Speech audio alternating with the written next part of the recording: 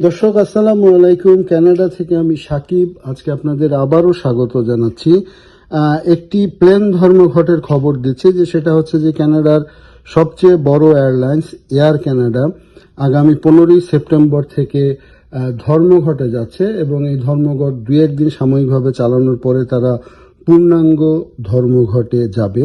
Air Canada হচ্ছে কানাডার সবচেয়ে বৃহৎ এয়ারলাইন্স এবং এই এয়ারলাইন্সের পাইলটরা ধর্মঘটে যাচ্ছে তাদের বেতন ভাতা বাড়ানোর জন্য এবং এয়ার কানাডা অথরিটির সাথে তাদের বেতন ভাতা নিয়ে আলোচনা সন্তোষজনকভাবে না হওয়ার ফলে তারা 15ই সেপ্টেম্বর থেকে ধর্মঘটে যাচ্ছে এবং এয়ার কানাডাতে প্রায় 5,200 পাইলট রয়েছে এবং এই 5,200 পাইলটরা পর্যায়ক্রমে তারা ধর্মঘটে যাবে।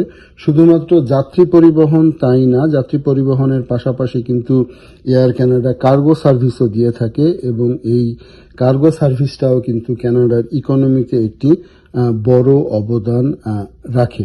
তো যেটা হচ্ছে যে সেটা 5,200 পাইলট যদি ধর্মঘটে যায় তাহলে কানাডার টোটাল এয়ার সেক্টরের যে ভারসাম্যটা রয়েছে সেটা কিন্তু ভেঙে পড়বে, কারণ এটি সবচেয়ে বড় আরেকটিও রয়েছে ওয়েস্ট জেট, সেটি কিন্তু চলবে, সেটি বন্ধ হচ্ছে না।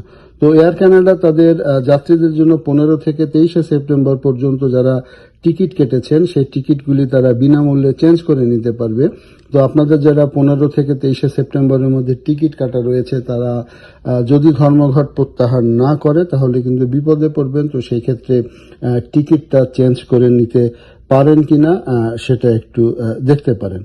আর এয়ার কানাডা প্রতিদিন প্রায় 252টা ইন্টারন্যাশনাল ফ্লাইট কিন্তু পরিচালনা করে এবং এর মধ্যে 47টি দেশে তারা যায় এবং বাংলাদেশিদের জন্য কিন্তু এয়ার কানাডা একটি অত্যন্ত জনপ্রিয় এবং মোটামুটি সস্তা পরিবহন, কারণ বাংলাদেশ থেকে টরন্টো থেকে দুবাই এবং দুবাই থেকে এমিরেটস বা অন্যান্য ফ্লাইটে বাংলাদেশের মানুষ গিয়ে থাকে এয়ার কানাডায় করে।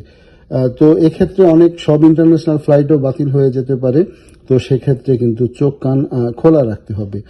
আর অন্যদিকে এয়ার কানাডা প্রতিদিন 24,000 ক্যানাডিয়ানকে তারা এই সেবাটা দিয়ে থাকে, তাদের অন্য দেশ থেকে কানাডায় নিয়ে আসে এবং 15,000 ট্যুরিস্টকে তারা পৃথিবীর বিভিন্ন দেশ থেকে কানাডায় নিয়ে আসে।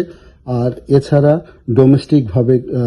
ডোমেস্টিক এয়ার তো কানাডাতেই তারা সেবা দিয়ে থাকে এবং কানাডার প্রত্যেকটা বড় বড় শহরে কিন্তু এয়ার কানাডার সার্ভিসটা রয়েছে।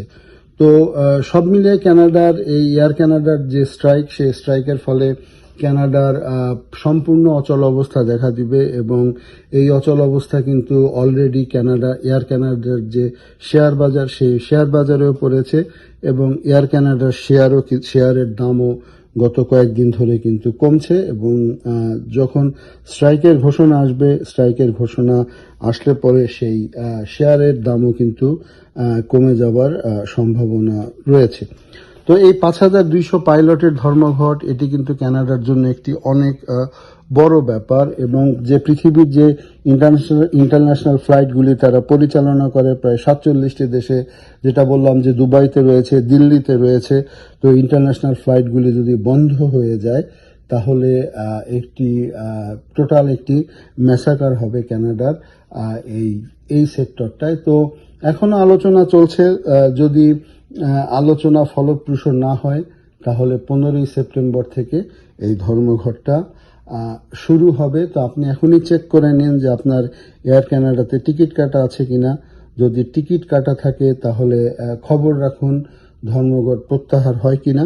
যদি ধর্মঘট প্রত্যাহার না হয় তাহলে কিন্তু টিকিটটি চেঞ্জ করতে হবে। তো এতক্ষণ সঙ্গে থাকার জন্য ধন্যবাদ। আবারও নতুন কোনো বিষয় নিয়ে কথা হবে, সে পর্যন্ত ভালো থাকবেন। আসসালামু আলাইকুম।